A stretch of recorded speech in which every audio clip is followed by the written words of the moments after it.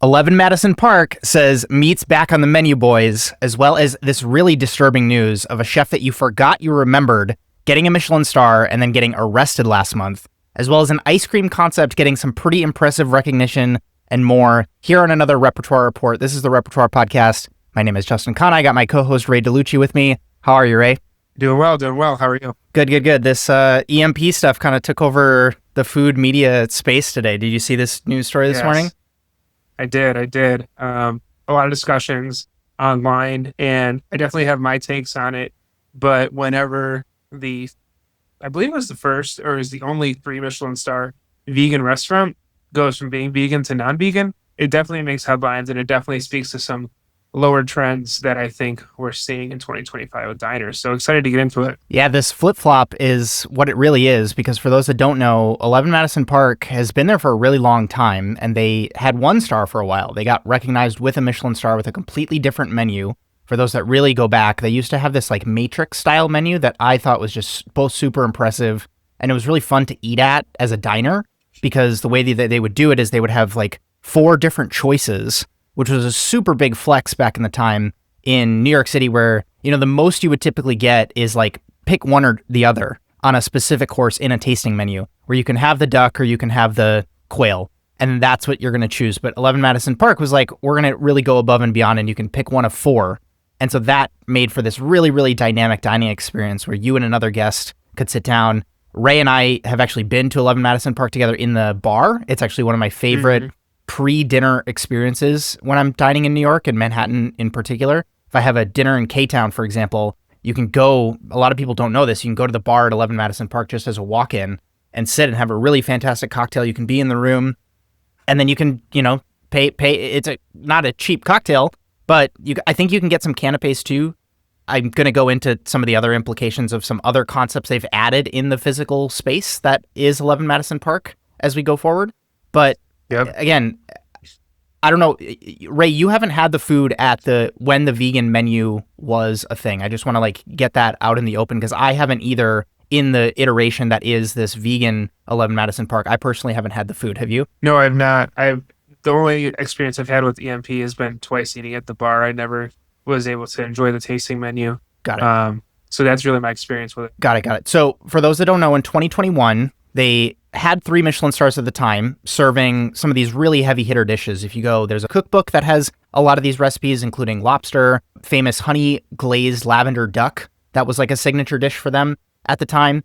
And in 2021, Daniel Humm kind of like shocked the world. He went viral. He had this PR just explosion of, we're going to go vegan. And a lot of this was kind of colored in this place of, we're going to be a leader in sustainable fine dining. He presented the menu as, quote unquote, a redefinition of luxury through vegetables. And I remember covering this story on the podcast at the time as this, like, we kind of got to wait and see, everybody. 1, because we don't know how long this is going to last. 2, because a lot of the sentiment at the time, and you can go back in my research for today's episode, I was kind of trying to go back into Instagram stories or Instagram posts to try to find some of these like announcement posts. For those that don't remember, Daniel Humm was like wearing this really expensive designer coat, and it was white, and he was like on a farm, and it was that, again, perfect for virality, both to have people dunk on him, which allowed, you know, for comments and this news to spread even further and wider. But then again, the wait and see element was, is this going to last for a long time? Number 1. Number 2, a big thing that was common pushback for people at the time was the tasting menu cost was going to remain the same. And that, I think, I certainly had my qualms about, because when you're doing things that are vegetable based, typically there's a lot more labor that goes into it. And so sometimes you see that pushback go the other direction, where you'll have a really expensive tasting menu and the chef will just have Wagyu and caviar and truffles on everything. And there really isn't that much labor, but you're paying for these high quality luxury ingredients. And so I intuitively kind of knew that this wasn't maybe going to make the most financial sense, because if you're going to be making, I think one of their signature things is like a sunflower seed butter or something like that they put on something. Or if you're going to do fermentations, there's a lot of examples in the fine dining space of these projects that take inordinate amounts of time and labor and attention, and there's perishability that you have to worry about. And even then, once you get that particular component prepped and ready to go for service, anybody who's been in, especially the 11 Madison Park kitchen, the like shingling that happens on some of the presentations and the way that they're like, it's 4 different kinds of shaved vegetables on this and they're punched and we have to arrange it in such a specific way. They do a bunch of tableside preparations at 11 Madison Park, as far as I know. And so there was a lot of this, okay, well, are you going to be hyper profitable now? And I was kind of like, I don't really know if that, like, we really got to see how this plays out, number one. And then they leaned into it even more, making some of these other pieces of content, which I'll just pause quickly and say they had a book project that came out that was under the headline or the title, Eat More Plants. And I think Ray and I kind of share this sentiment. I'll let you share your thoughts here in a second, Ray, that is actually the better angle to have approached this with. And that is the tagline, Eat More Plants. You have a chef who's at the caliber as Daniel Hume, and you have a place like 11 Madison Park, who's for a lot of people like a pinnacle of fine dining. You're in New York City. In a lot of respects, compared to other restaurants like Danielle losing their standing from a fine dining perspective, both on the New York Times stars as well as in the Michelin guide. And then you have, places like Per Se falling in the world's 50 best listing, and 11 Madison Park kind of like taking, hurtling up and over them from that sense. You look at Daniel Hume and you say, like, that could have been the message. That could have been where you took things.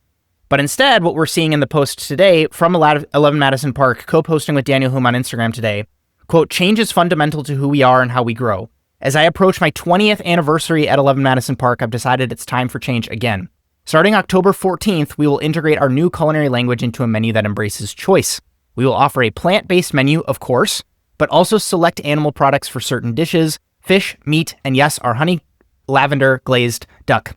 Eating together is the essence of who we are, and I've learned to truly champion plant-based cooking. I need to create an environment where everyone feels welcome around the table, end quote. There's over 4,000 comments, I think, on the post as of, kind of getting into it. We're probably, Ray, 10 hours after this news has dropped. And so it's like immensely being covered on different news outlets from, I saw like a veg news outlet covering this stuff to, it's going crazy on Reddit. And so there's all sorts of people talking about this. I guess having at least announced what the news is, I guess, what were your maybe initial thoughts on this and any sort of key takeaways you had? Yeah, I think the first thing that came to mind was being out of the New York dining scene was just forgetting how momentous this was for EMP, and mainly because it was during the pandemic.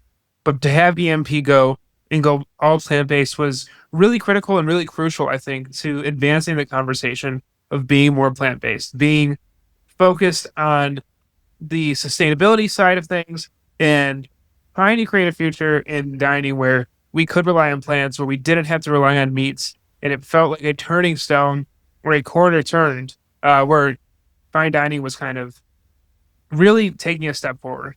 So when I look at this, for me, the biggest thing was, and we'll get into this, the financials and the hospitality, but I truly feel like, and I shared this with you before, I truly feel like they did this backwards. Hindsight's 2020. And I first want to say that I want to give EMP their flowers that when they went vegan, to retain the 3 stars, in my opinion, is the highest caliber of respect I could have for you as a chef.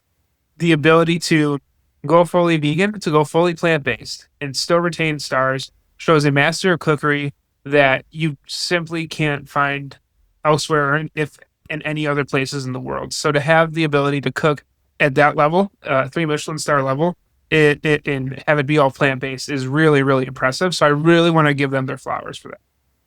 That being said, I think the dynamics of plant-based have changed. There's a story later on in this episode where we're going to talk about a plant-based protein.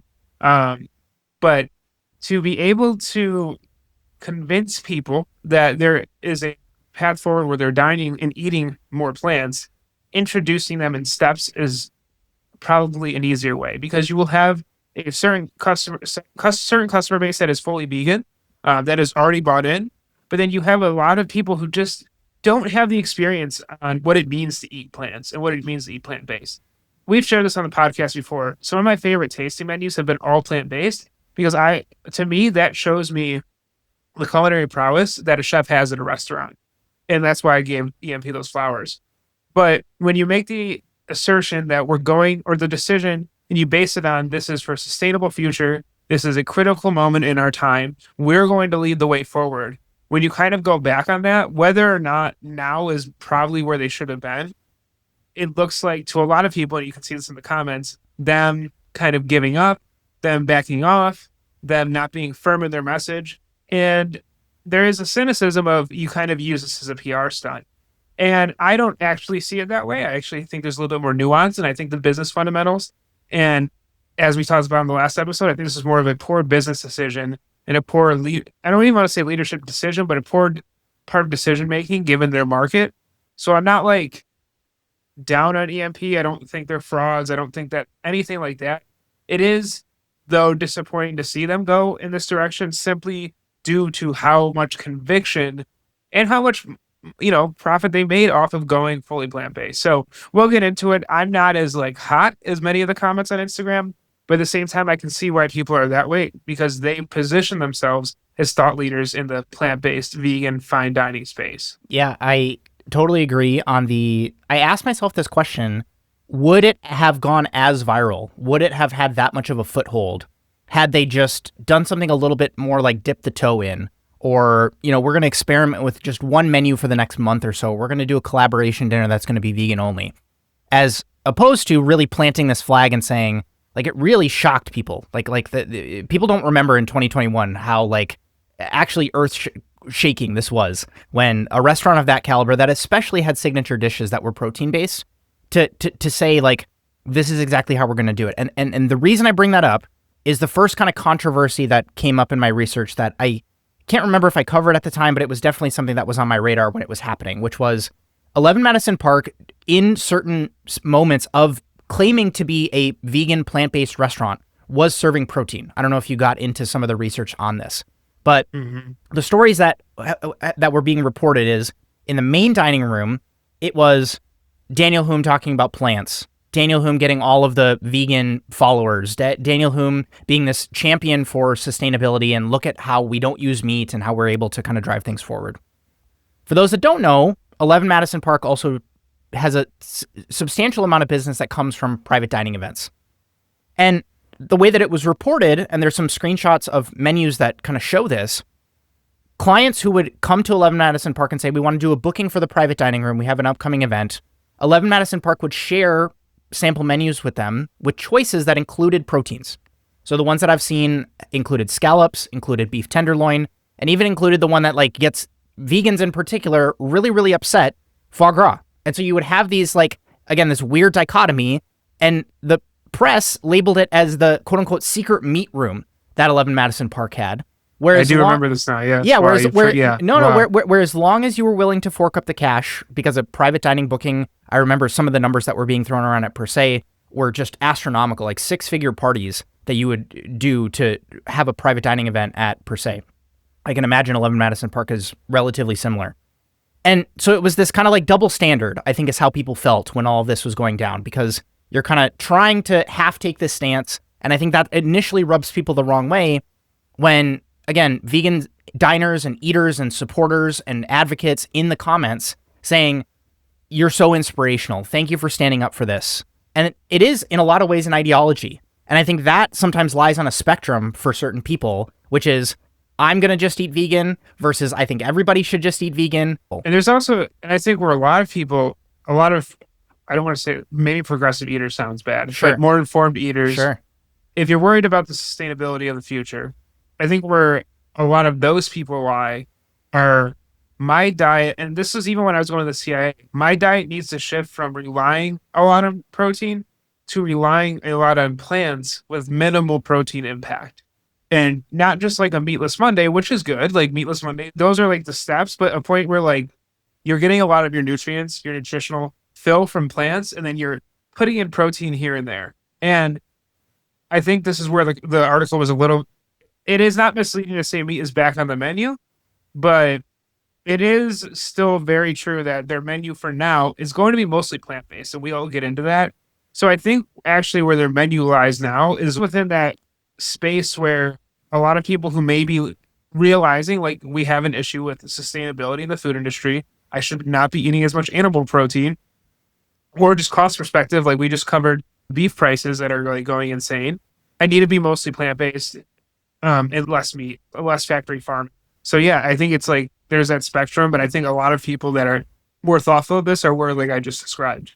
And I also sometimes think about like putting some of these in perspective. I'm not going to discount at all the way that optically this looks for someone like Daniel Hume to come out and take this stance, because it kind of gives almost a permission letter to other chefs to say, you know, hey, I'm going to actually lean into putting maybe 3 plant-based courses on my menu instead of just having 2. Go ahead.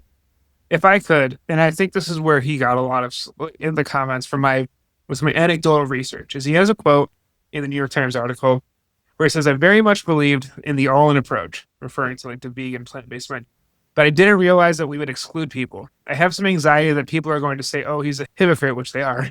"But I know that the best way to continue to champion plant-based cooking is to let everyone participate around the table." So he's kind of spun it in this PR way of like including everyone. Again, when we started this conversation, I think paths to getting to someone fully eating plant-based lies in them to getting to eat more plant-based, understanding what wonderful, like delicious dishes come from plant-based cooking, and getting them captured in that at first. But when you go and have this mission where it's like, we're going to be doing this for sustainability reasons, we're going to be doing this because our world cannot take farming at the scale it does, which it can. And then you go back and you say, well, I want to include everyone. Your inclusion of these people is not helping. There is a dire problem that we need to solve, so we're going to make this change. And now you're being inclusive, but like you're including the issue again. So it's like, are you for fighting against this issue or are you not? And it's the reality of managing a business, obviously, that we'll get into, but that's where I think people are struggling. And I think that messaging alone, which sounds good if you're like a PR person or you're writing it on paper, I'm not saying he didn't mean that. But when you say it like that, it's like, great, like, cool, you want more people included, but you're also then bringing back the sin that you said you were trying to avoid. So I think that is a huge PR mistake for EMP. And I've had guests on the show before who have kind of talked about the ramifications of what would happen if we all went vegan tomorrow, and how there's just not enough physical land to actually grow, like that much stuff. Like we don't have the tech to actually, like have that be a reality. Mm-hmm. And so there's that. And then there's also, I sometimes weigh like how many people over the course of a year is 11 Madison Park feeding. And so that's why I talk a little bit about like they needed this PR thing to have this to be like really make waves in the industry, because net like 11 Madison Park isn't actually changing that much from a going vegan perspective. And again, talking about some of the financial side of this, I really wanted to bring it back just really quickly on the private dining room side, because I was really confused seeing this news. Because for those that aren't aware, they opened a space, a new concept in the private dining room at 11 Madison Park. And so for those that don't know, Daniel Hume partnered with this designer to create this space called the Clemente Room that is up above 11 Madison Park. It's a bar. It is its own concept. It has its own design language, its own branding, it's in, the quote unquote, the same 4 walls as 11 Madison Park. I haven't been there, but you can look at the menu and it's all plant-based stuff. I can imagine it comes out of the 11 Madison Park kitchen, or, maybe there was a private dining room kitchen. Somebody who works at EMP will have to let us know in the comments operationally how that all works out. But it's almost like they already kind of threw in the towel on the private dining room side of things. In my research, I was reading that they do have other private dining spaces in 11 Madison Park, but it's almost like for them to point to, oh, well, it was really hard for us to get private dining, guests to come to us at 11 Madison Park because of this vegan menu. I don't know if I necessarily buy that, because it's like you already nixed your private dining room, or you already had it operating as this other, maybe more profitable, maybe it was able to drive a little bit more revenue because you were offering animal proteins side of things on that front anyways. And so that's where I was a little bit confused with this new concept exists. And then that made my brain go to, was there a world where they could have kept 11 Madison Park as the core, like shining 3 Michelin starred pillar of the restaurant group? And then Daniel Hume could have said, and now we're getting into hypothetical land, so I'm going to bring it back to the facts in a hot second here. But he could have said, we're opening a new vegan concept, a plant-based concept that is going to be my effort into kind of like championing some of these ideals. And then that could have been a way where you could have kept 11 Madison Park running in the way that it was. And so much of this, I can only imagine what went through the minds of some of these operators during COVID. I know that I was even going through some like career midlife crisis type of, I left moments. restaurants during COVID. Yeah, during COVID. And so like this change coming in 2021 is like the timing, I think maybe was just a lot of introspection maybe for Chef Dave. Well, if they didn't have something that drove diners back in a way that was shocking, how do they fare during the COVID environment? Totally. And I want to go into the financial things as well. And I want to start with, you mentioned private dining. New York Times mentioned, and I think if I don't have a quote, I do have it here, is that they mentioned that private event bookings are sparse right now. And that is a key source of income. And they say that it's hard to get corporate dining clients when you're looking for a plant-based, you're a plant-based restaurant. It's hard to sell to a company or a working, hey, come here for lunch when it's all plant-based, because not everyone may have that dietary choice. And if you, like, I've worked in the New York market, and I know for sure, like, a big part of sales were lunch. Lunch is big in New York for businesses, or early dinners for businesses to go out to, for businesses to like have these functions at. Even now in Chicago, you walk down like River North, and early evening, what's everyone from all these like workplaces going? They're going out to eat in groups, to dine, to have a good time, to bring in clients, to bring in investors, all the different things that businesses offer. And you like times that by 3 or 4, and that's New York City. So to not be able to sell, and maybe they didn't realize this, which is a key part of their business, is this like lunch in for these businesses or business associates. Maybe I don't know if they didn't reflect that, but that's like operator mistake number one, is knowing your market. And maybe like the rose-colored glasses of like, oh, we're just serving the tasting menus and whatnot. But knowing that your market is New York City, where businesses and business people like rely on like spaces like this, if you're not in this inclusivity thing, if you're not going to be craveable to people that do eat meat, then yeah, you are going to like, you take the risk of losing that business. But like, that's something you had to have thought about, especially being in New York for so long. Like he knows way more about New York dining than I do. So the fact that they didn't like maybe account for that is a little odd to me. I had another business tie-in similar to what you were talking about the New York Times reporting, because they talked about the private dining side of things, but then they also talked about wine sales. And so we need to have a Som come on and really educate us here. But I've lived with Soms for almost 7 years. When you go vegan, it is almost in certain ways, depending on the ways the dishes are constructed and presented, it's antithetical to big ticket wine sales. So when you take beef and you take duck and you take squab and you take chicken and you take all these big proteins, fish even included, off of the menu, it makes it so that the more structured, heavier wines, especially reds, it's kind of like, I'm looking at some of the dishes that were on the tasting menu, and it's like, you're going to have mushrooms, you're going to have cabbage, you're going to have squash be some of these like heartier and, like middle of the road, later 2/3 of the tasting menu. And if they can't compete with, quote unquote, the wine from a palate perspective, it makes the guests less likely to order it, number one. Number two, just because this is a relatively new thing in the market, if the guest is saying, and I think this is a common sentiment you see in the comments, it's going to be a $385 tasting menu, and it's plants, and from a value perspective, I already feel like the restaurant is, quote unquote, making profit. How much maybe does the opposite come into play if you're going to have a $250 tasting menu, but I know I'm getting caviar, I know I'm getting truffles, I know I'm getting Wagyu, and so it's like, let's splurge on the wine because we happen to be having these ingredients that, the person is telling me it's going to pair really well. I kind of want this to be a more cohesive thing. I don't necessarily know if there's a culture of, like plant-based thing plus this really expensive glass of wine in the same way that you might have, like a red wine with a steak, especially in a city like New York.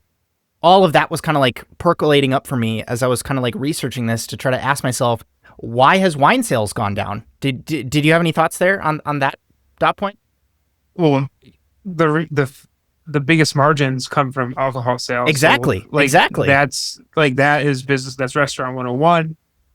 So the fact that they went down, yes, is a huge deal. Like, I'm sure they felt the pain most in that. It shows me two things. I actually did some, I don't want to say research. I didn't conduct a study, but I did some looking online. And from what I can tell, there isn't a big discrepancy between drinking habits or alcohol consumption between vegan diners and non-vegan diners. At least not enough that I saw like any major studies. Maybe Sure. there's one out there that points that that it disagrees with that, but I couldn't find it. Sure. So if that's the case, it shows me that either A, they didn't know how to tell the story with alcohol, they didn't know how to tell the story of like what went with plants, or B, the pairings they actually did provide weren't craveable enough or built out enough from a culinary standpoint to like be worth the value. Like how much did they change their wine? And I don't know. Maybe they changed it completely and just couldn't find what worked. But if you're not serving beef anymore, like how different were the wines you brought in? Because yes, as you know, with any food, like what you serve with duck, you're not going to serve with chicken or steak. Is like there's different nuances to that, and I'm sure the same thing goes to plants. And like, did they work off the same rubric of serving wine that they did with meat with veg, or was it completely different? And I would hope that was completely different. But wine sales going down and alcohol sales going down, yeah, I mean that was a note for me too. Not like it's not a full meat menu, but they're adding those options, and I think what they're banking on is when they add those options in, they can sell a glass of wine or a bottle of wine and get back to this. And this is where my mind went, like restaurant mind. So you're going to be fully not fully, you're going to be semi-plant based, mostly plant based. You're going to have these meat options, and you're going to go, hey, I highly recommend when we drop this course of the duck or whatever else protein, we encourage you to purchase this wine and drink it at this like part of the meal. And it might not be a whole wine selection, but at least it's something to boost wine sales. And I definitely see them going that route and also getting their alcohol sales up and having that structured point to sell to diners. So I just want to be clear too that I'm not saying that you can't have a profitable wine relationship or kind of like ecosystem in the restaurant with a plant-based menu. I'm more saying that there isn't like the normie expectation of, okay, I'm going to go to 11 Madison Park and I'm going to have this bottle of wine, or I'm going to decide that when the big quote unquote meat course comes, not meat course, but the big heavier course comes, I'm going to have this, which is typically, again, if this can swing the other way, you can have a really expensive bottle of champagne to start your experience. I'm just more saying there isn't a precedent with diners to like, what exactly should I expect when I'm going? And that also can sometimes be a turnoff for guests, where if I'm already planning on, okay, I'm going to this dinner and I know I'm going to have XYZ beverages to go with it, you're kind of already anticipating that you're going to drop this money. Whereas if you're going to wait until you're in the seat and the som is going to tell you at the table what you should be ordering, that maybe makes you a little bit more reluctant or less likely to order the thing. Before we go into the labor side of things, can I ask you a question and a sentiment that I saw? And this is, I don't know, these users are based in New York, but positioning their comments, they mostly seem based in New York City, is this idea that obviously there's a lot of great vegan restaurants in New York City. Like EMP came in and it's like, okay, this is a 3 Michelin star vegan restaurant. We have all these great options and different concepts already doing this back end work and not getting nearly as much recognition as EMP is. And so there's like this classism side of it as well, right?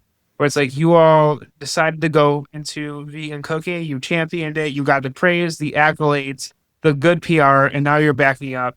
Well, the background of things, these restaurants that have always been vegan have been toiling away, being, you know, dependable for diners that eat at a vegan, like have a vegan diet, are always there, always putting out good food, have figured out how to do their business correctly. Like, do you give any credence to that idea of, and maybe that's my point, is like, I think a lot of this backlash too is the classism side that comes with fine dining and 3 Michelin star, where it's like the fancy white coat chefs come in and do vegan dining and get all the awards and then go back on it. And like really got the value out of that. And then they're not going back on to make more money for their business. Whereas you've already had vegan restaurants doing this all over the city.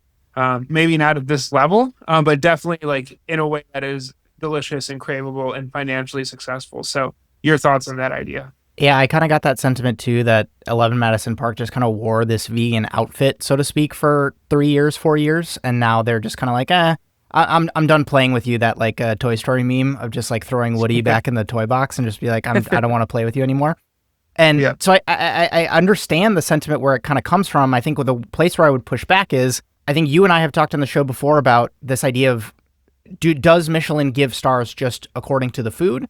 Or are there more elements of the experience that they pay attention to, and kind of that dictates who they give stars to and who doesn't get a star? And that, I think, is much more of what's playing out here, where 11 Madison Park, the room the hospitality experience, the plate where you're eating stuff off of, the nuance of some of the flavors that they're weaving into the tasting menu, even the depth and breadth of the wine cellar, I think all stays the same whether the menu is plant-based or not. And so I think that is the thing that people look at it and they say, well, oh, you're vegan too, so you're the same as me, quote unquote. And I think that's the same as like somebody's making a new Nordic menu and saying, why don't I have 3 Michelin stars like Noma has? It is just, it's such a cop-out, in my opinion, to actually, and it discredits a lot of the work that goes on outside of the kitchen at 11 Madison Park. That's where I kind of talking about, is this going to last both financially and ideologically? But then from an awards perspective, and, you know, there's stories, certainly, we might link one in the show notes of like Pete Wells's experience at 11 Madison Park, critic for the New York Times, was not stellar. Like, he was not all that impressed going to eat at 11 Madison Park. And again, this is me not eating there, but I always saw that review as, you know, it made waves. I don't think, you know, Pete Wells, it's his opinion. I don't know that he's like a rage baiting dude in the sense of, but he's not a vegan. Like and that's not his style of cooking. And it's like, that's the dichotomy of it. And it's like the unfortunate part of it. Yeah, and so you take a look at that, and the example that came to mind for me, which is kind of a not counter example to this, but I think that this also, it kind of egged me on to think of maybe this is another way that they could have approached this whole situation, which is looking at how Noma does their menu. So for those that don't know, Noma splits their year up into 3 distinct seasons. One is game, one is seafood, and one is vegetables. And so they're genuinely saying for 4 months out of the year, we're going to pretty much be plant-based for how we're serving our menu. And that's because seasonally, we just have such an abundance of plants that we're excited to serve you. And so that's what we're going to showcase on the menu from how we're constructing things, the projects that we're doing on the fermentation side. And all of those other things influence, my meal at Noma 2 months ago was kind of like as the seafood season was crossing over into the vegetable season. And so I kind of got this like mix of both, which was this really fascinating thing to see both, you know, lobster and oyster and jellyfish on the menu. And then you also have like this nasturtium chocolate dessert that they're going to serve. That is just, you know, it's just, there's ways to do it, I think, in a way that is, I think it's a little bit less controversial, but then to what you and I are saying, it doesn't get the views. It doesn't get the PR attention. It doesn't get people all up in a tizzy in the comments when you're just saying we're going to kind of be a little bit more vegetable forward for this, you know, particular moment in time. And I think that is, you know, maybe where a little bit of this stuff got crossed. And again, the labor side of it, I think when you look at some of these dishes, when you're looking at the way that some of the stuff is plated and presented, I don't think we saw any numbers of them saying that the size of their team went down. I think they were still doing collaboration dinners. I think Daniel Hume was still, he's deleted some of his posts. Like 11 Madison Park, I was even trying to go back in the archives to try to find some of these posts that people were talking about and try to see if I could get what was the sentiment at the time. And a lot of it's deleted, unfortunately. And so they had some of these like, you know, media things, and, you know, they probably could, you can do it on Instagram where you just archive a post and you just kind of quote unquote hide it from your feed. And so I'm not saying that there's anything malicious going on here. I'm just more saying that it is this weird dynamic that we haven't seen before. And I think that's why you and I are so excited to cover it, because we've seen vegan restaurants open. You exactly touched on some of the great institutions that have been around for ages, like Dirt Candy has been around for ages. But again, my argument there is like, they're not trying to be 3 Michelin star food. And so I think that is, again, a little bit of the disconnect here. And they're really good. Dirt Candy is really good. Yeah. And, you know, like Superiority Burger, you go and you have, you know, like an amazing, it's all vegetarian or all vegan, I'm pretty sure, experience there. And it's like a little bit more grungy and, you know, like you're having a burger, but it's delicious. And I have no problem going to you know, vegan or vegetarian spot to eat, but it's like, it's not 3 Michelin stars. And so I think that's where I get a little bit almost defensive, because it's like, just because somebody adopts one of these ideologies doesn't mean it's guaranteed. And I think, to your point, again, that's why it's super impressive that they were able to continue to operate at this level. I don't know if you also saw this, the chef de cuisine, who is also like quote unquote a business partner in 11 Madison Park, left like a week ago. Did you see this? It was just very interesting timing for me to kind of see him leave at the time that he Huh. did. It's almost like how it plays out in tech companies sometimes, where like Yeah. you'll see a tech company make this really big news, and a week before they do it, XYZ person just announces that they were leaving. Yes, Joshua Harnden, Harnden 87. And he says, 14 years ago, I moved across the country from Seattle to New York City, knowing only a handful of people with the idea of the journey ahead. That led me through the doors as an opening sous chef at the Nomad, 2.5 years later into the kitchen at 11 Madison Park, first as a sous chef and eventually as creative culinary director and partner. And so he just left. So this was 2 days ago, actually 2 days ago. So a day before this news breaks, he leaves the restaurant, which again, I think is, so that was my first like weird signal because I saw that come across my feed and I was like, oh, that's interesting. I wonder what he's going to do next. And then it's like the next day this news drops, number one. Number two, this is almost like and again, I'm not saying this is bad. I'm not saying this is like, oh my God, this is an admission of the restaurants going down the tubes. Just think it's interesting timing. And then secondly, this kind of like parsing signal versus noise test that I do for myself sometimes is I actually just go on to the restaurant's website and see how reservations look. Because it's so easy to get caught up in, there's 4,000 comments on this post, everybody's pissed off, this must be a catastrophe for them. But if they're fully booked, it's like, who cares, quote unquote.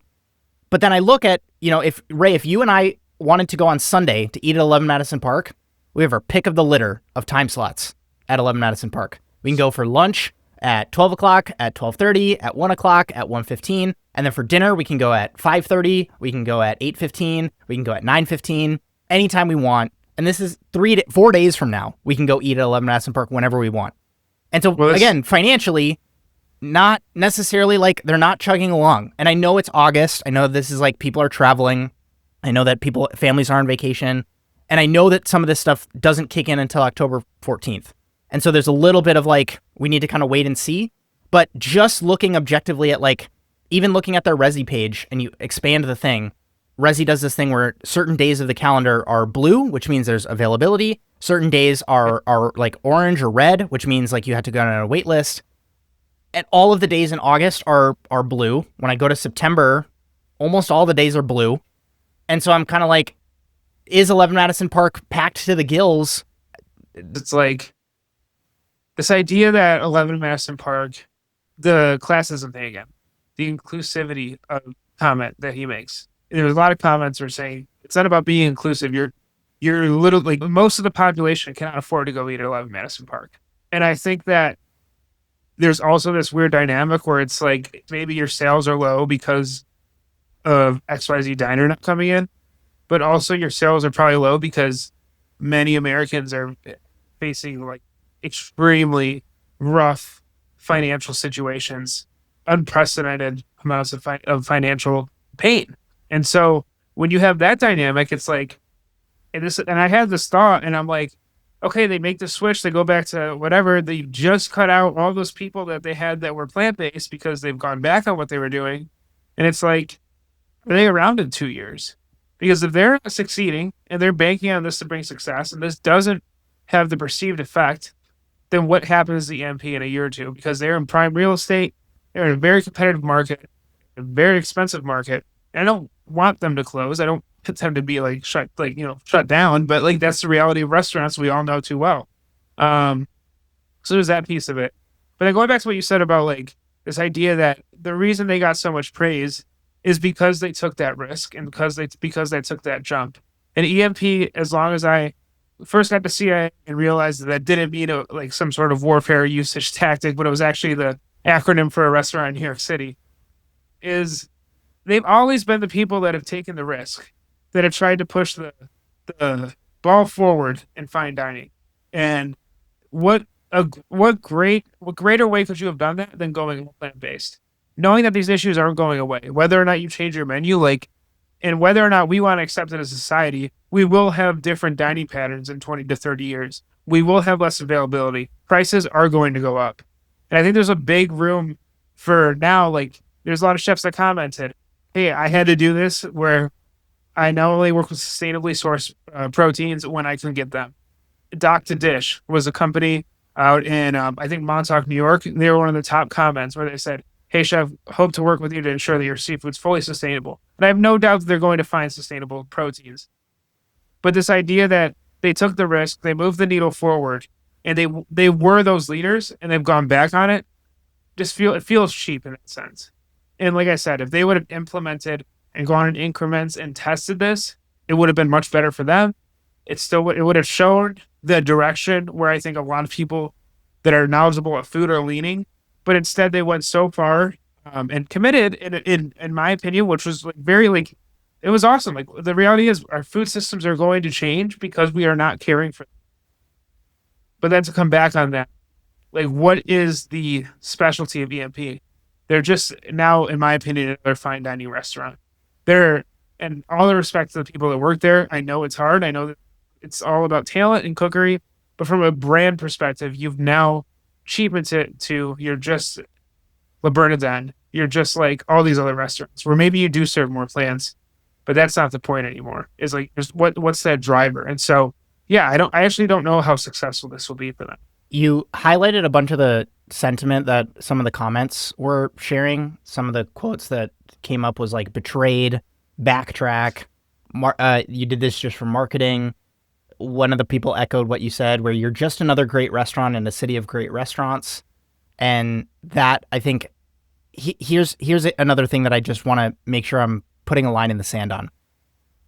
How many of the people who are commenting, bashing 11 Madison Park today will not or have not, in the 3 years that 11 Madison Park has quote unquote been this shining beacon in the city of vegan execution, actually financially kind of like voted with their wallet and said, you know, hey, I'm going to go support this business that is doing XYZ things.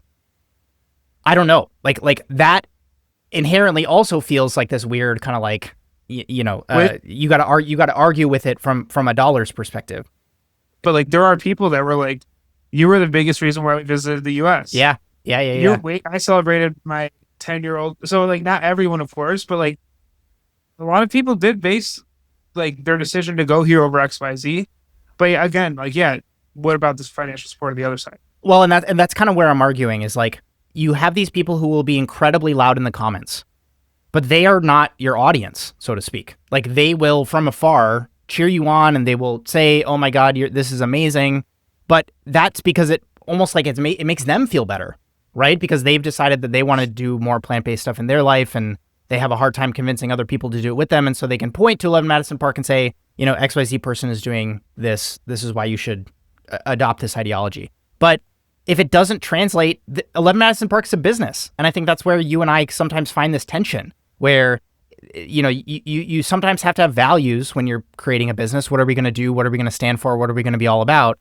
But then at the same time, if it's like, if nobody's coming, if people don't like the product, if there's this inherent difficulty in pushing this ball up the hill, it's almost like if we were really to just look at this from a first principles perspective, people don't come here every single day. People do look at this. I saw this comment that was talking about a 10-course, they wanted a 10-course carnivore tasting menu praising two words, indulgence and luxury, which again, I think that's what a place like 11 Madison Park in people's minds, whether we, you know, should not, adding morality to it, should be. I think that's where people's minds go. You see the menu price, you see the room, you see the outfits that the servers are wearing when they're coming to your table and the captain's going to explain XYZ thing to you. Even another comment talked about this idea of they could have done another meat-focused concept for 11 Madison Park.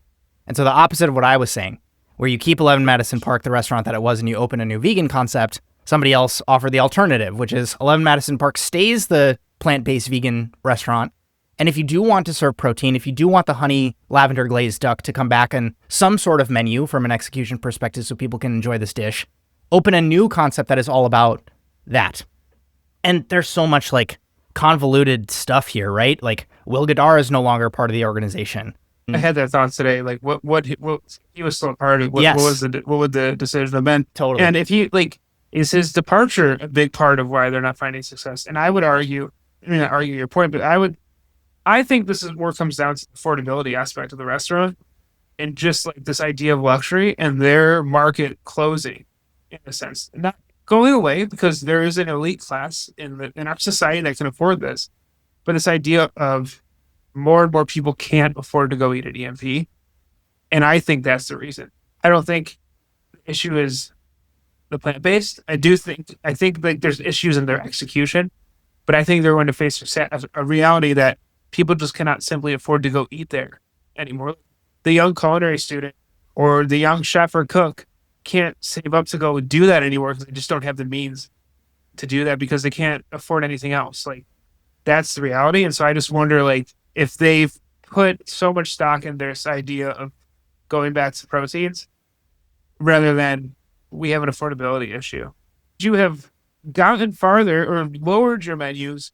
That's the thing I'm wondering. Like, you're going to input meat to lower your production costs because you would maybe approach things differently to lower your production costs and also lower your pricing.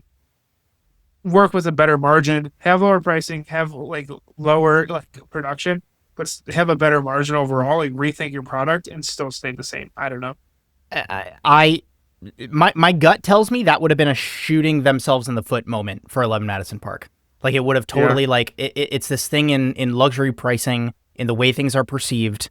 If the price goes down, it is like, what happened? Do you know what I mean? And I think that was the thing that I think a lot of operators were kind of on their toes about is, oh my goodness, they're going vegan and they're keeping prices the same. They must be making a killing now all of a sudden because just on food costs, your prices are going to go down. And there was some pieces that Daniel Hume was talking about. Well, depending on what we're buying and how we're sourcing, actually our vegetables could be sometimes on par with the prices of some of the proteins that we're bringing in, which I don't disagree with because I've seen those purveyor invoices and it can certainly add up, especially depending on how you're preparing certain things. Yeah.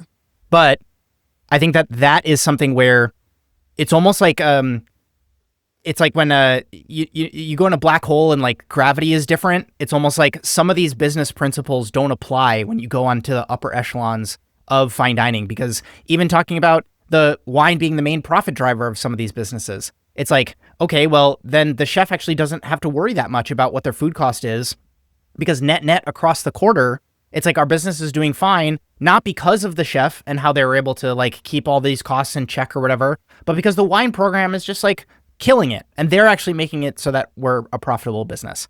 And so all of this gets a little bit wonky when you really kind of like boil things down. And the reality is like, unless we actually sit down with Daniel Hume and get him to pull out some spreadsheets, we're not actually going to have the reality here. I'm super curious to see how this develops. And again, do they lose their third Michelin star?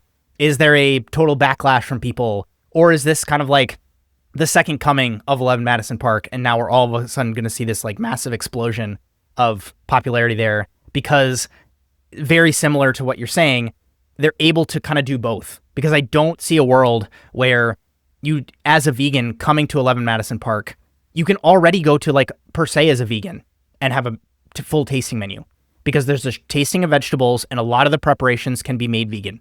Like, I worked there. I had to do out of place preparations on my station to make accommodations for certain guests.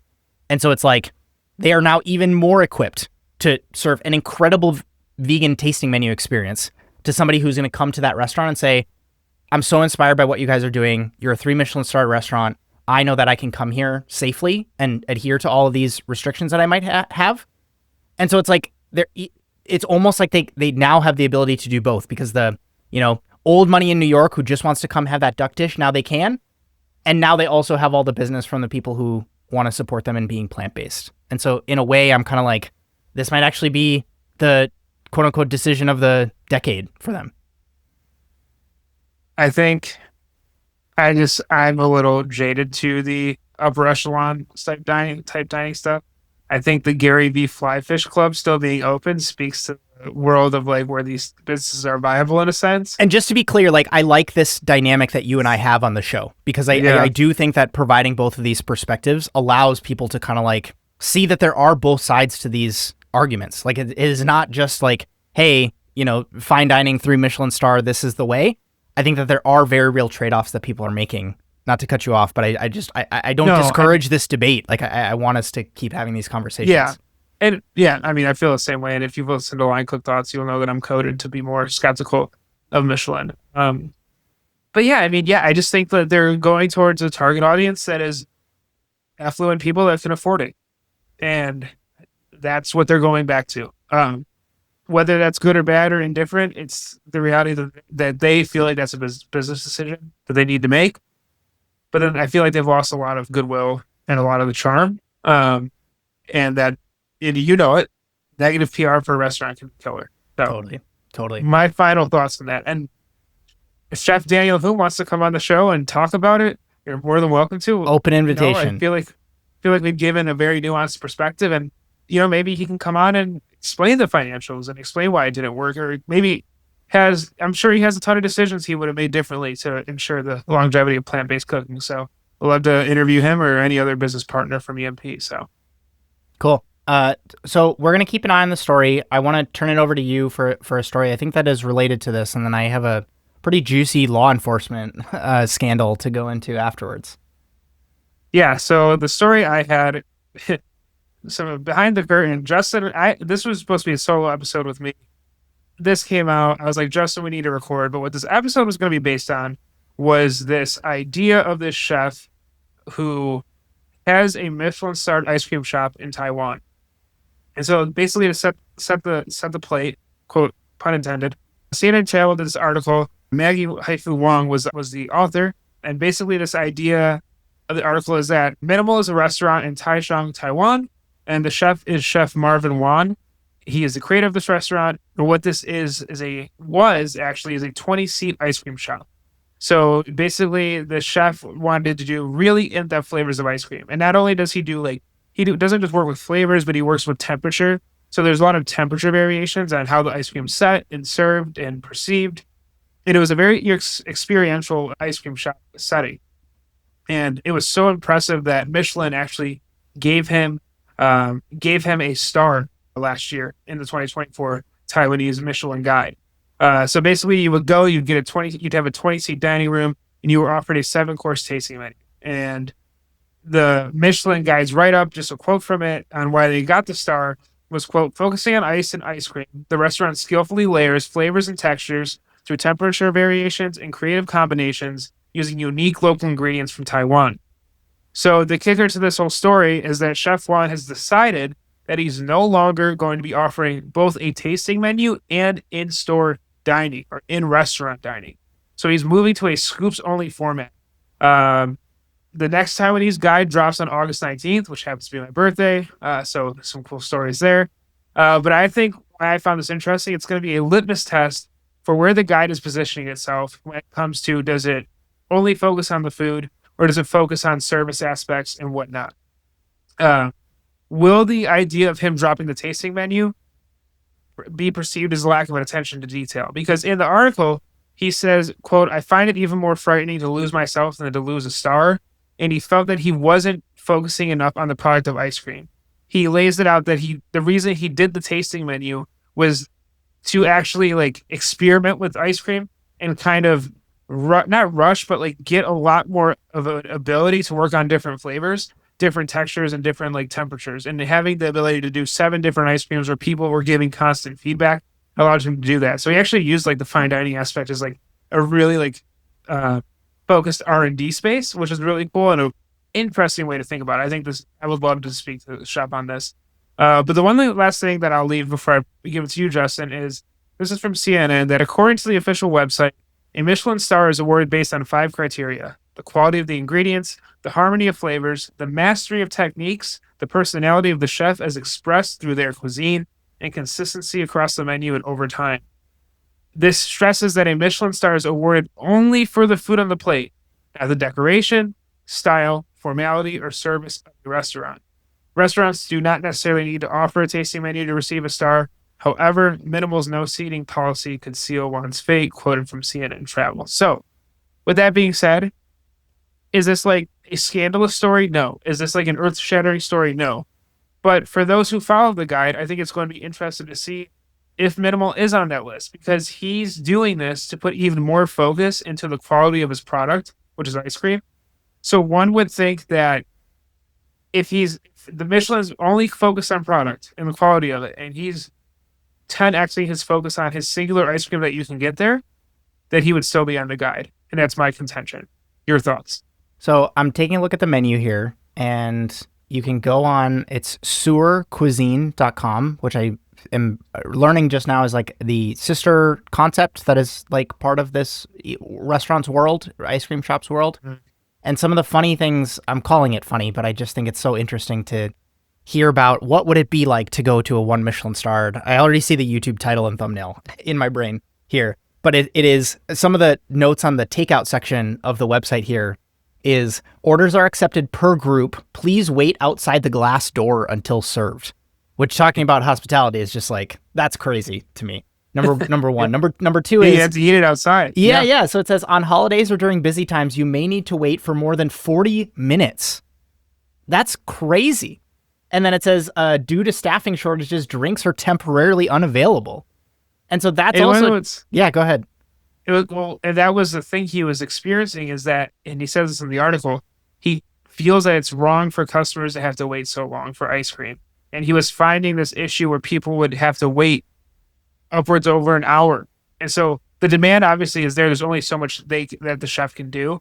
But even now you see it like the wait, and he hates that they have to wait. So that a little bit of why he got rid of dining and why he views this as like, go order your ice cream, get it and go. Like, that's the reason.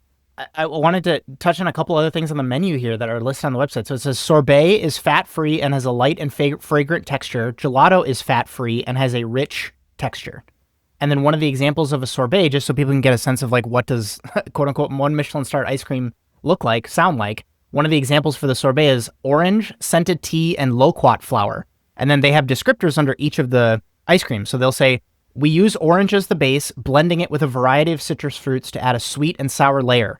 A touch of loquat flour adds a rich, sweet floral aroma. The tea-like aroma and tannins of the scented tea cut the sweetness and create a refined finish. And this is a translated page, so caveat on how well this translation did. But this is just a wild, so here's where I adopted from, or approach this. I think that CNN's reporting on the qualities that Michelin looks for in some of this stuff is absolutely something that is like, I've been working on this Michelin guide episode in conjunction with writing my book. And so I'm kind of like, it's taking a little bit longer than I would have hoped to come out with this Michelin episode. But I'm hoping to kind of like cut through the noise here, because sometimes you contact a Michelin office in one country, city, jurisdiction, and they'll tell you one thing. And there's also some Michelin standards that they talked about ages and ages ago that I think all of us could look at some of this stuff and say it maybe doesn't apply to how they evaluate restaurants now. And so CNN doing that reporting, I'm not saying it's bad reporting. I'm just saying it's interesting to see those standards applied to something like, okay, we're going to give a star to this place. Same thing with that story we covered a couple weeks back. People can listen to that episode on Lilo in San Diego, where it's like they got a Michelin star after something like 9 weeks of being open. And it's like, how are you going to evaluate consistency across just 9 weeks of being open, as an example for people that people sometimes use as rebuttals here. And then you look at, okay, well, there's no place to come in and sit. There's also examples of the street food vendor in Thailand who I had the pleasure of going and eating. There's this place called episode on the channel of eating that crab omelet and the tom yum soup, and like all of that stuff has a Michelin star. But there's like, you're sitting on plastic tables and it's all outside, and there's, you get the beverage options is just kind of like soda, like you can get a Coca-Cola as your drink option. There's no wine list that you're going to be presented with at that place. And so on one hand, it's kind of like, if you're going to swing, and I'm not saying you, Ray, I'm saying just like the comments more so than anything else. If people are going to swing one way and say, well, Michelin recognition should not just be reserved for white tablecloth fine dining, but then you swing it all the way this way and they're giving stars to street food and ice cream places, and they're saying, well, these standards aren't the same. I'm looking at some of the food presentations here, and it's just kind of like, this is really well formatted dessert plates. Like, this is beautiful food.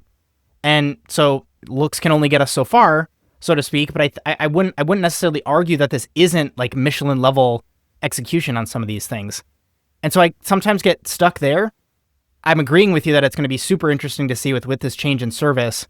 And again, focusing more on the product than we need this to be a fully robust dining experience. Does it have to be? Does it not need to be? I'm more also trying to guess, like, why not operationalize that a little bit more?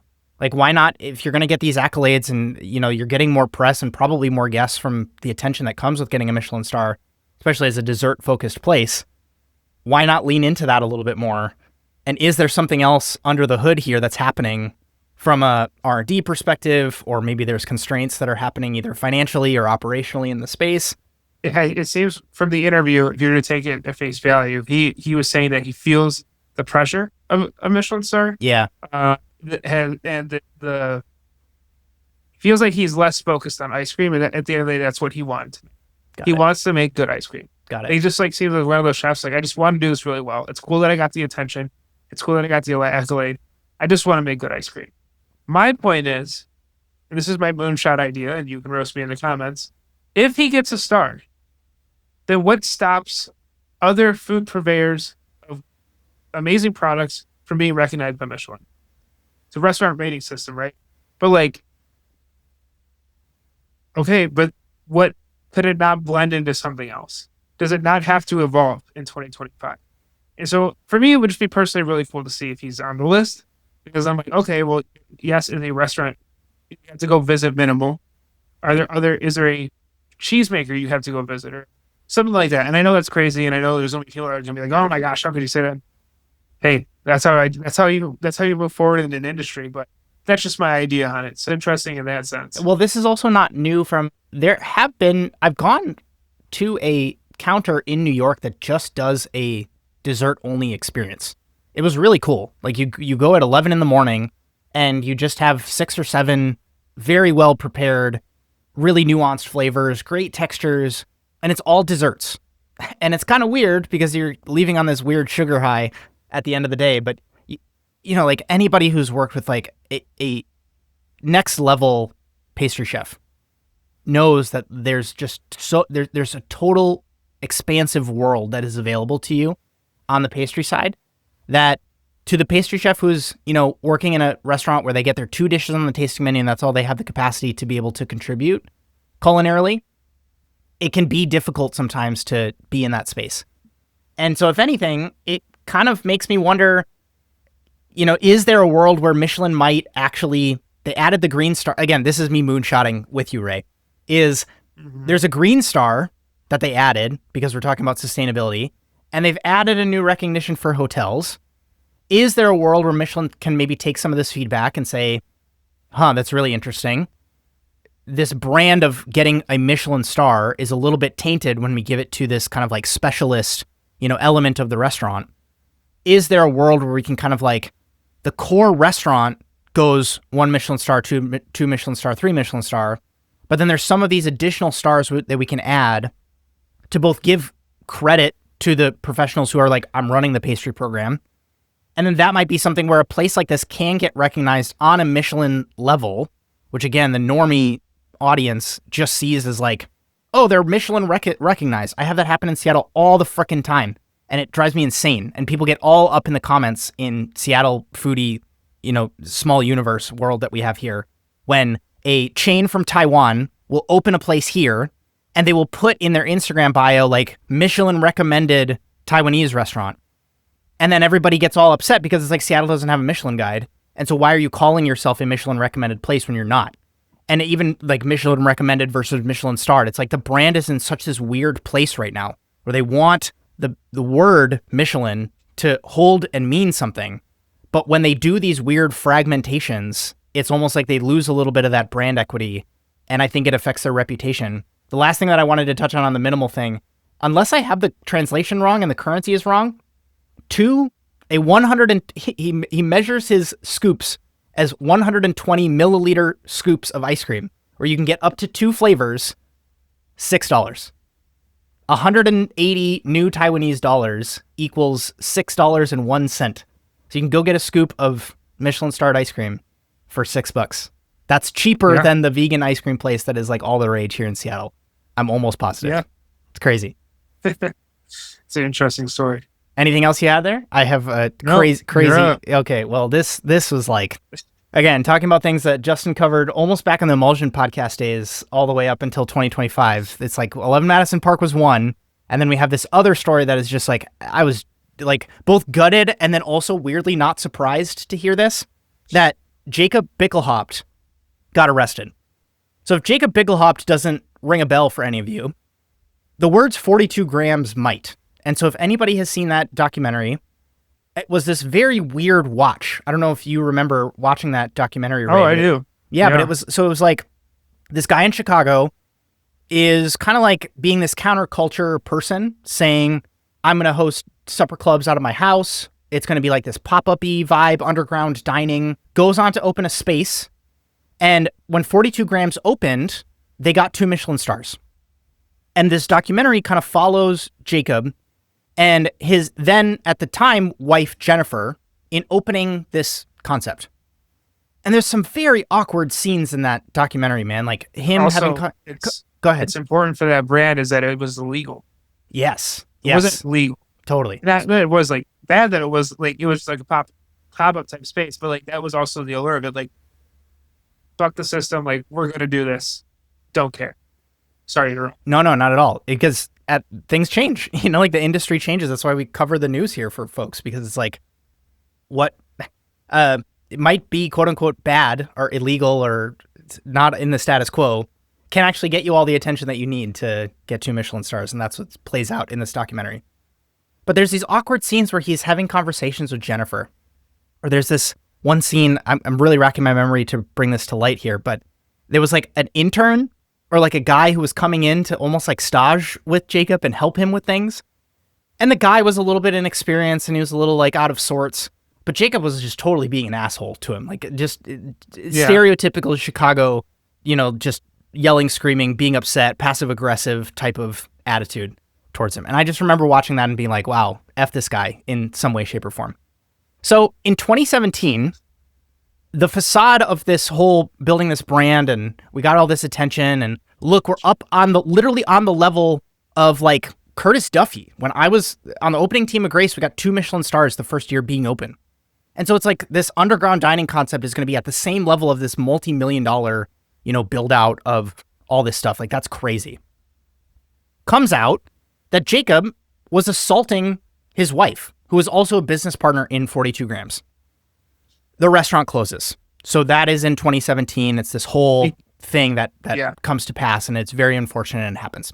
Okay. Can we stay on that real quick? Yes. I remember, because I just want to, I remember watching and feeling comfortable, because, like, the beginning it was like, wow, these two are geniuses. And a lot of what I felt I had to go back and kind of jog my memory and, like, look at this. Like, a lot of what I felt was he didn't give his wife, like, nearly enough credit. Like, she was a business partner. She was the co-partner. Like, yes, he was the quote-unquote culinary mind, but she, like, did everything else. And I remember leaving that going, this dude is awful to her. And it was weird because, like, you start it and if this is wrong, I apologize. My memory of this from watching it so many years ago is, like, this is really cool. This food is really great. But it kind of, like, spirals. And, like, how he treats her and, like, doesn't give her credit. It's, like, really just uncomfortable and, like, you feel really, like, tower at the end of it. It's just, like, not a good space. But I just really recall, like, her doing a ton and him giving her no credit or any respect to what she was doing. So after this all happens, and it's really unfortunate that she had to go through that, he gets quote-unquote canceled, justifiably. Like, that is not cool to just be abusing anybody in that capacity, much so like your wife, someone who works with you on a day-to-day basis. It's like playing out at work in a lot of these cases, even if it's not, like if it's at home, like that sucks. And so in a good example of canceling from how society kind of like gives credence to people like this, Jacob partners with a new woman named Nadia, and they attempt to do what are called low-profile dining events in Chicago. And so they're trying to get back on the scene. 42 grams is closed, and they're just kind of like, let's try to test the waters again and host some dinners. But actually, the community forces them out of Chicago, and they're like, do not support this guy. Do not go to his dinners. This is definitely not who we want to be kind of like giving our dollars and attention to in the city of Chicago, where there's so many other options. And this guy is clearly, you know, like not done the work to change his behavior. And I just want to be very clear when I talk about canceling. I often talk about it in the context of giving a path to redemption for people who have made mistakes. And in this case, it was so obvious that this guy has just like, okay, let's let a little bit of time pass and then let's just go back into it. And I'm not going to do anything, quote unquote, differently in how I behave. Fast forward to 2020 and 2022, that kind of season, I notice he kind of like starts to pop up again. So I'm getting eater articles about him. All of a sudden in my YouTube recommendations, there's this guy named Jacob, and I notice his face from the 42 Grams documentary. He launches a YouTube channel, which I'm almost positive was called Sous Chef Academy at the time, where he was trying to be a YouTuber. He was trying to talk about creative ideas. He was trying to talk about like how to manage in a professional kitchen. He was trying to talk about like the dish development process and how he, he was always do this really cringe thing of like, I'm Michelin starred chef, like I'm Michelin award winning, person. It's like, dude, I don't know how you view this, Ray, but like 9 times out of 10, the restaurant is the organization that got the stars. Yes, the person who is like at the pinnacle of, running the thing, I call it proximity to the concept. They can ride the benefits of, again, you're the owner of this place. Like, again, that stays with you as long as you decide to be close to that place. But it is like, if the restaurant closes, you are no longer a Michelin-starred chef anymore. It is like, it is something you have to keep up on a year-to-year-to-year basis. That's why people pay attention to it. That's why people give so much, again, brand positive equity to Michelin, because they put in the legwork to go and continue to rate these restaurants. But I am very much so of the mind, and this rubbed me the wrong way when I covered this story, again, almost 5 years ago. It's crazy to say that, is that he was still going around saying, I have Michelin stars, when the people in the industry who like, this and live in this world, it's so obvious that like you don't. And so he moves to Denver in 2021, and Jacob and Nadia, where apparently Nadia is from, in Denver, and they decide to go with this new concept called Konro. So for those who don't know, Konro is like the grill, the Japanese grill that you will typically use with like binchotan, but that's the name of the concept, and it's called Konro Dinner Club. And so they would host these omakase style meals. And so they have this ultra private business. There's no, like LLC from the sense of what you're talking about with, this is not really going to be established in a very by the book capacity. We're just going to host these things. And he ultimately had a really hard time finding a foothold in Denver as well. Because again, at the time, Denver didn't have a Michelin guide. He was still using some of this like big fish in a small pond type of attitude, I think, when he was in Denver. At least that's how I perceived it. Yeah. And so Denver's not ultimately working. And so then in late 2024, Jacob and Nadia announced plans for a new chef's counter called 1320 in Denver's Reno district, aiming for a lavish, intimate experience at $295 per person. And so this restaurant actually opens. So this is like a trend now. So underground dining in Chicago, open 42 grams, do the thing, get the awards, blah, blah, blah. Same thing in Denver. Underground dining called Konro, open the chef's counter called 1320, and then they quietly open in early 2025, and they see limited operation due to this tainted reputation that he has. Because love him or hate him, food media, when you're opening, is going to look into your past. They're going to, see where you got your experience from. They're going to try to write a piece on you. And when all the headlines that are popping up are saying this person assaulted his ex-wife, it's not necessarily great. And so how are they not going to talk about that when, you're going to go in and try to open a place? And so efforts to join influential circles in Colorado's food scene, such as the Colorado 5 chef group, resulted in public uproar and Bickelhop's removal from the lineup. And so he gets canceled again, quote unquote, so to speak, or he doesn't even allow himself to get any sort of footing in a place like Denver. So we fast forward to 2025 this year. Spring of 2025, Bickelhop and Nadia move to West Palm Beach, Florida, and they go back to Konro as the name of the concept. So it's a 10-seat omakase chef's counter, and they make history as Palm Beach County's first Michelin-starred restaurant in April. And then in June, the story takes a horrifying turn as Bickelhop is arrested for violently assaulting Nadia, who she tried to flee back home to Denver. He apparently violently assaulted her. She was having seizures from, again, this is really, really bad. This is not good.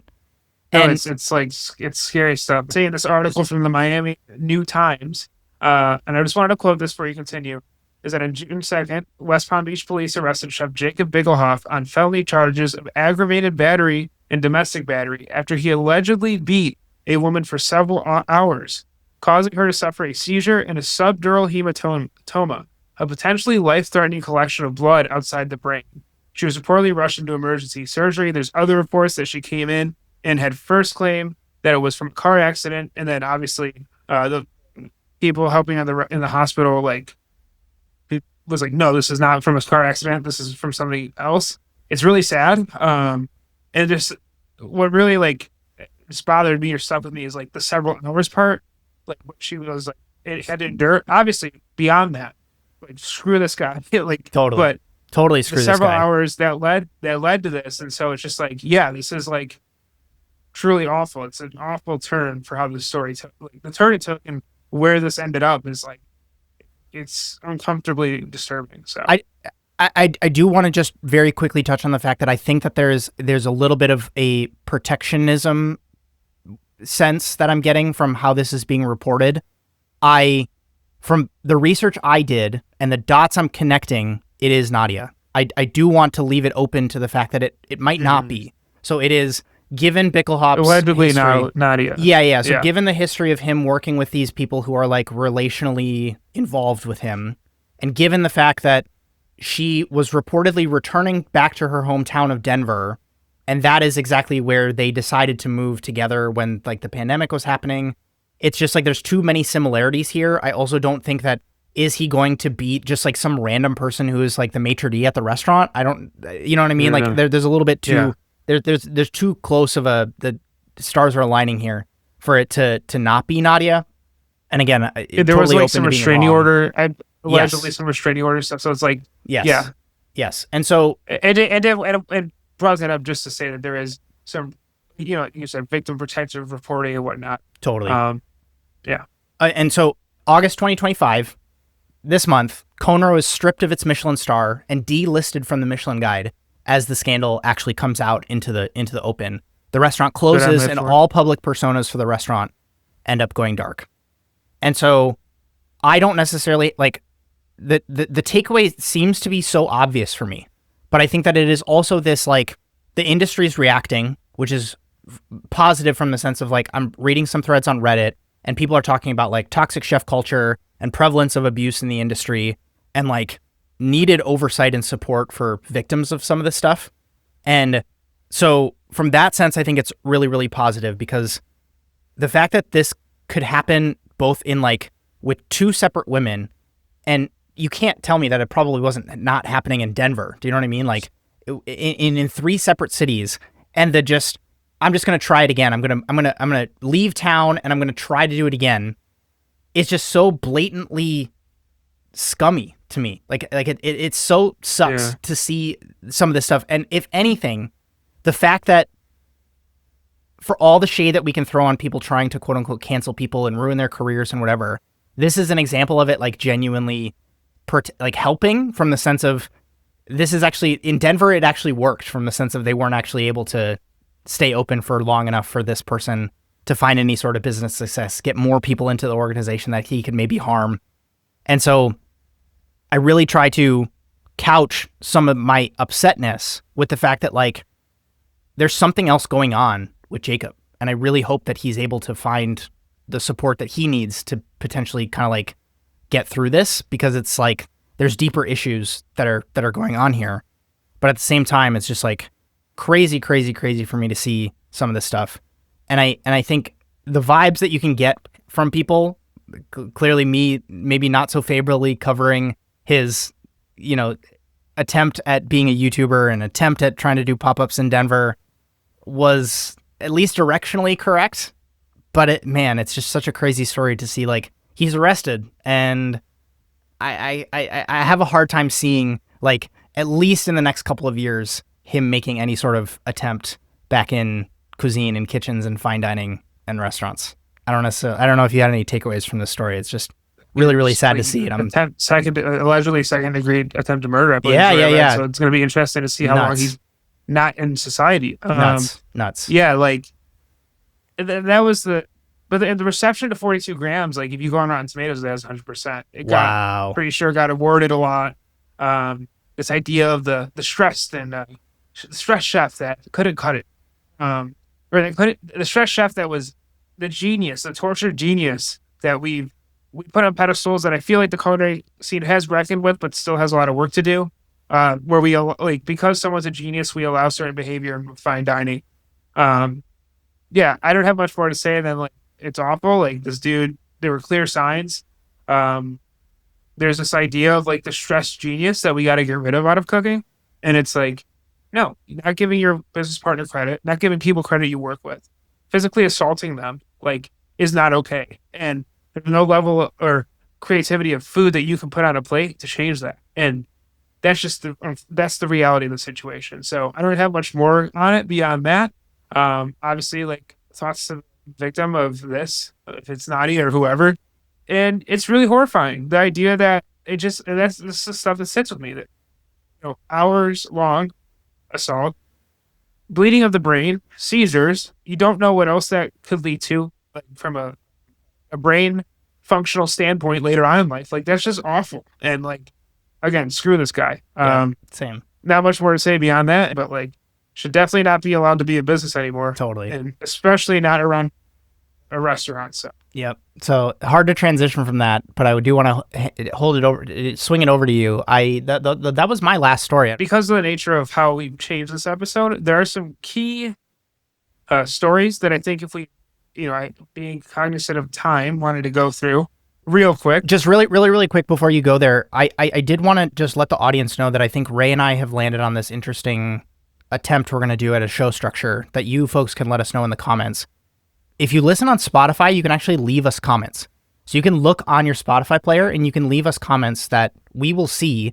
And that is a really interesting way from an audio perspective to engage with the show.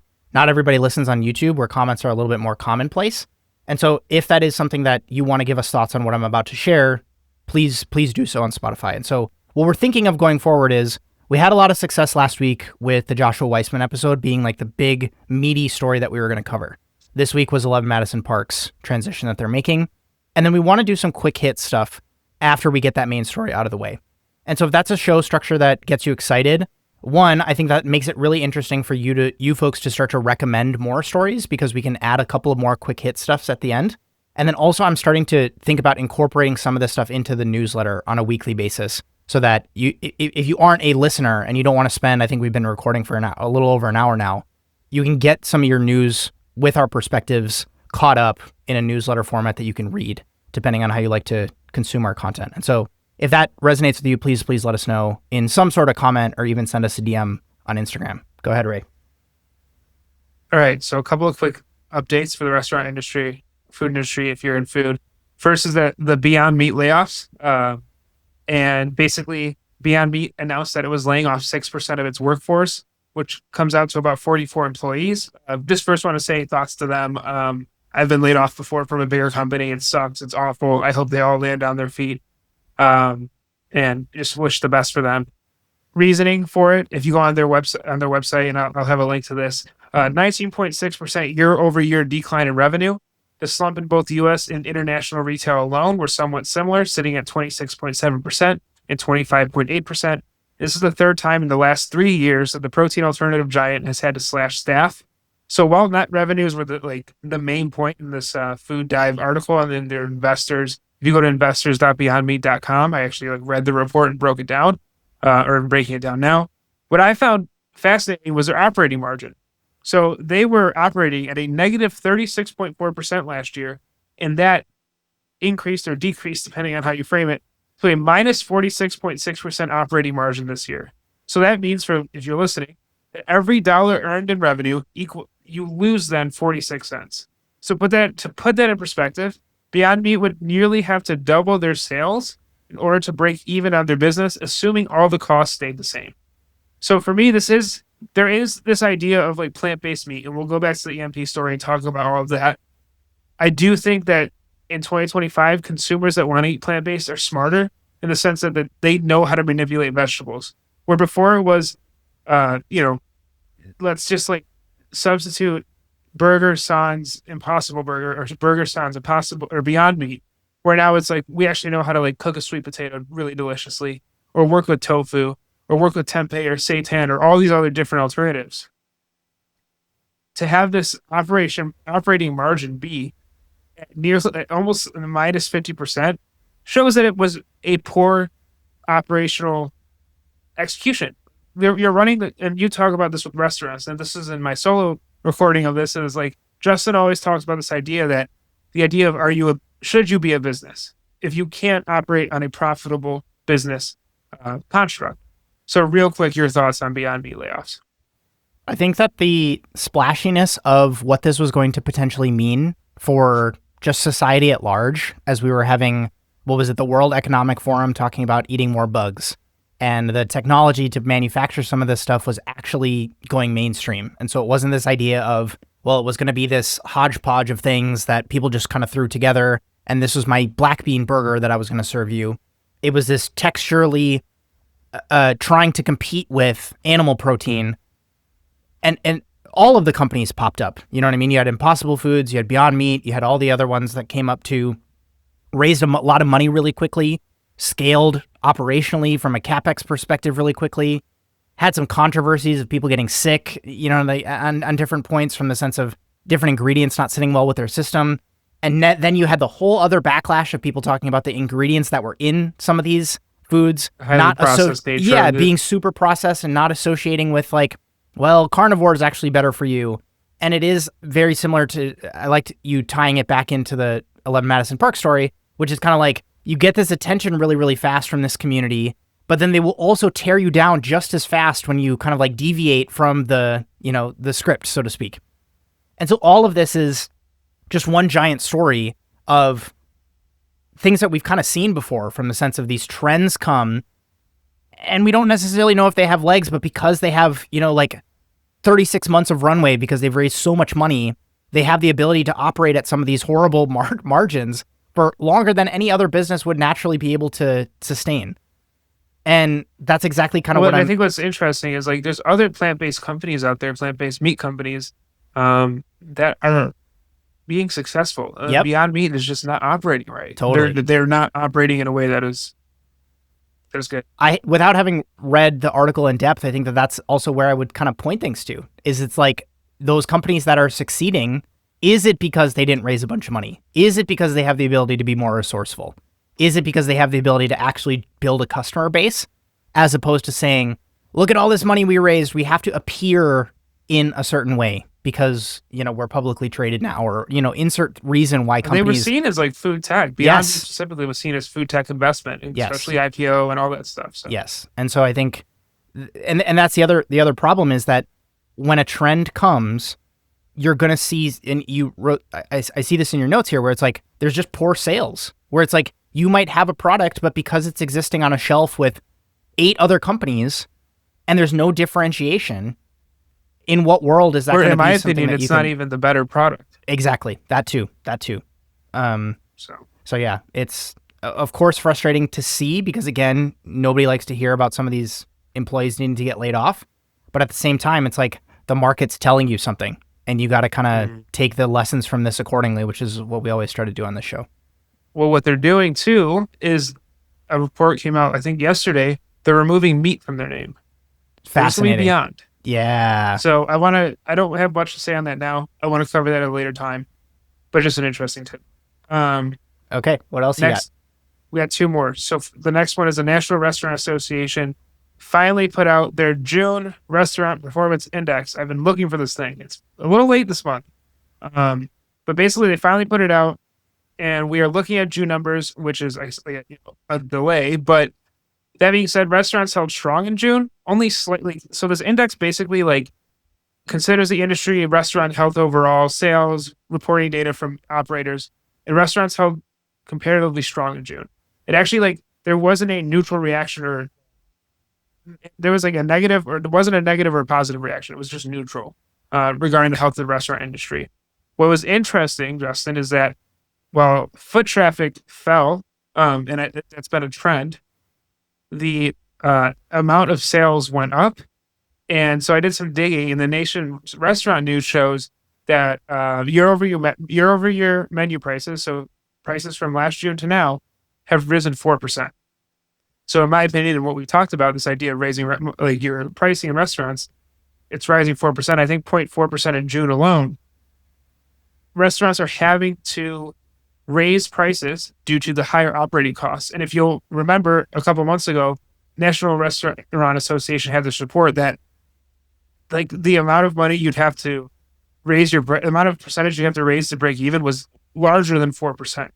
And so this still isn't even covering the raising of costs, but it is showing that restaurant operators are out of necessity having to raise prices. So your thoughts? I mean, the data doesn't lie. I say that and I inflect at the end of that sentence only because I don't know if you followed some of this stuff, but some of the other governmental reported numbers around job growth and how inflation is reported was literally just like total BS. And so I'm not saying this data is not accurate, but I do think that this and the way that they report it and the way that we're seeing some of these deviations, and then also just like my guest behavior, looking at how we all notice that restaurant menu prices are going up. I think all of that kind of like makes sense narratively. I'm more interested to kind of see as we start to see all of this kind of like hesitancy. The report here talks about restaurant operators remain uncertain about sales in the economy. I think that this almost gives people even more of a data point. So like we talk about it hypothetically, we cover it from a data perspective, and now we can cover it from a like rear looking data perspective on look at people who have done it. The whole entire industry is doing this.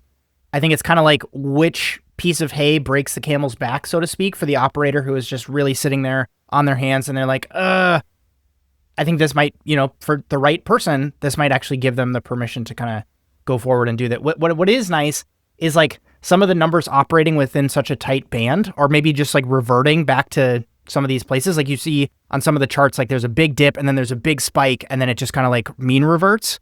I think some of that is also what we sometimes see that I think also contributes to people being hesitant for some of these changes, because you'll have a data point come in and it's like everything's crashing, or you have the opposite. It's like everything's spiking. And then it's like, where do I land from an operations perspective? And so looking at it with this zoomed out perspective, I think is sometimes a better way to look at it, especially when you're thinking about big macro changes that are happening in your business. There's one stat that I saw as like a beacon of hope, or a beacon of just maybe false hope. June was the highest month in the last 12 months where restaurant operators invested in equipment for the restaurant.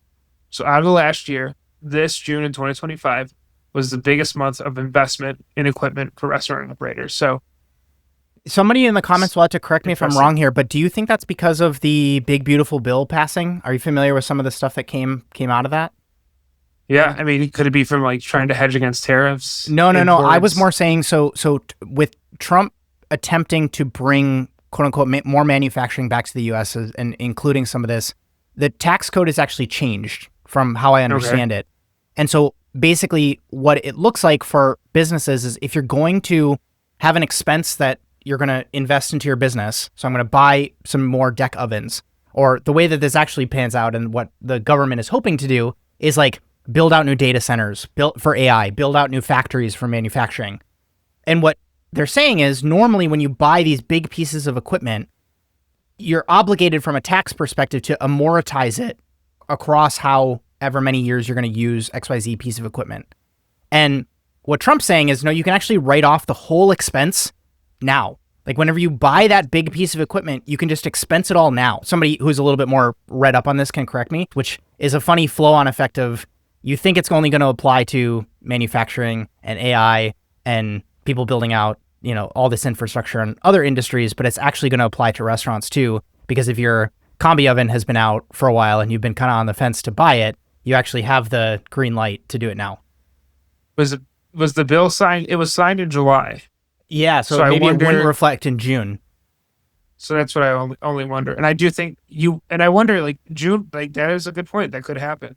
But I wonder if like, could you retroactively do it? So we definitely need it's for the calendar year. It's for the calendar year. And so if people are seeing that, hey, this is being proposed into the bill and this is something that maybe we can do. And exactly to your point, the tariff side of things, we can front run some of this stuff. Well, that was my thing. Like, a lot of like equipment in restaurants comes at least some part overseas. Like, was this a hedge against tariffs? Totally. Love to see. What else you got?